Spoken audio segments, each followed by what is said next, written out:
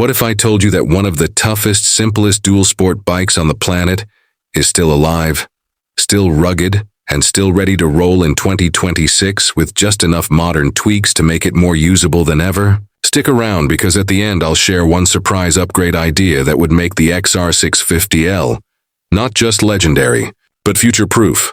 Welcome back to Z Auto Advisor, your destination for raw bike reviews, gear talk, and what's really under the plastic. Today we're exploring the 2026 Honda XR650L. What's solid, what could be better, and whether it's worth riding in 2026. The XR650L is one of Honda's longest-living dual-sport motorcycles. It's nearly unchanged in core design for decades. Riders love it for its rugged simplicity. A big, air-cooled single-cylinder, long travel suspension, steel frame, and electric start. It doesn't try to be fancy. It tries to survive and do work. It's proof that you don't always need cutting-edge tech to make something great. For people who ride far, ride rough, ride in places where repair shops are scarce, that kind of reliability is gold.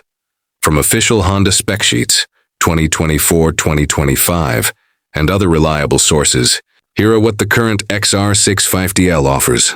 We expect most of this to carry into 2026, unless Honda makes major updates.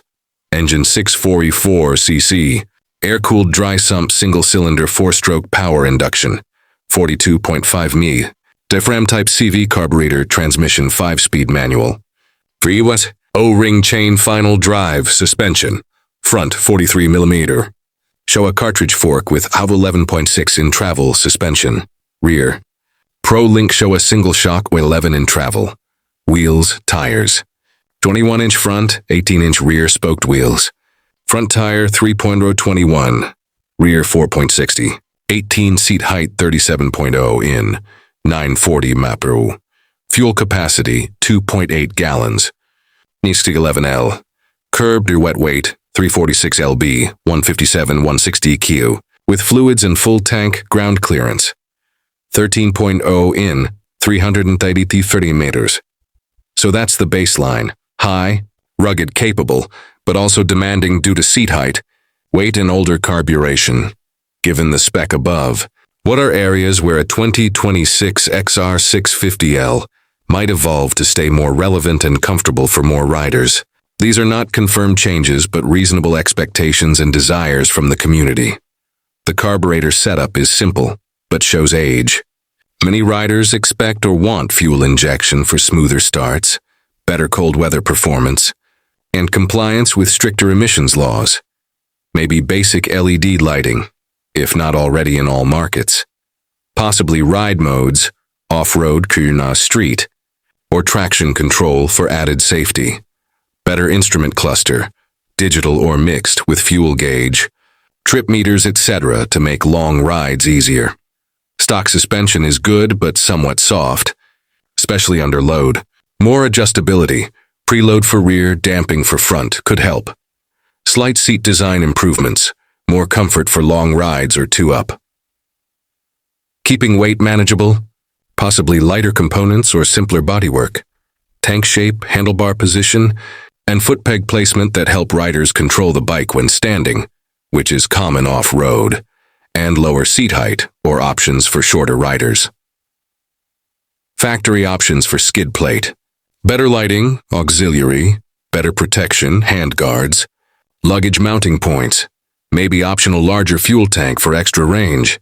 Here's what it's like to ride the XR650L, and how those improvements could change the feel. When the road ends, the XR650L comes alive. The tall 21-inch front, long travel, and simple single make it forgiving over rough surfaces. You can stand easily, you can maneuver it through rocky terrain. It doesn't have the torque of a newer engine, but the mid-range pull is strong enough to get over hills or mud. Issues are heat, vibration, and if the carburetor isn't tuned perfectly, starting in cold or high altitude can be finicky. On pavement, it's usable, definitely not fast compared to modern sport or naked bikes, but highway cruising is possible. The long gearing and relatively high RPM at speed means some buzzing and discomfort, unless maintained well. Fuel stops are more frequent, especially if you ride aggressively. Daily commuting or long adventure days show where the XR650L demands respect. Seat height really matters if you stop often. Wind protection is minimal. Comfort at speed is limited. Heat from the engine is felt. But where it shines is reliability. Minimal maintenance, simple engine, parts usually available, and a bike you can fix in rough conditions. While improvements are welcome, several features of the XR650L are part of its core identity and must remain if it stays true. Air-cooled single-cylinder. Simplicity. Fewer parts, easier maintenance. Steel frame and dry sump design, rugged and reliable. 1-inch front. 18-inch rear-spoked wheels. Essential for off-road capability and tire availability. Electric start plus sealed battery. To make cold or long stops easier. Minimal but durable lighting and street-legal parts. Turn signals, mirrors, etc. Riding the XR650L always comes with trade-offs. Even if 2026 makes small upgrades, these are inherent to the platform.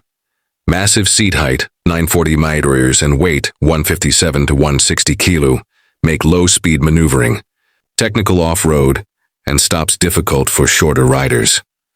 Carburetor, unless replaced or tuned, less efficient, more finicky in varied weather altitude. Vibration and heat, especially for long highway runs.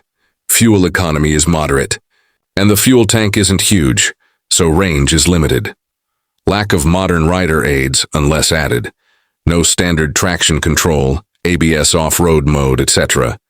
In many markets, so because Honda has been producing the XR650L continuously for many years with few major technical updates, a 2026 model might not be a revolution, but some of these cosmetic updates, new color options, graphics, perhaps slightly updated bodywork, emissions compliance adjustments, if carburetor is maintained, maybe small changes, or move to fuel injection in some markets.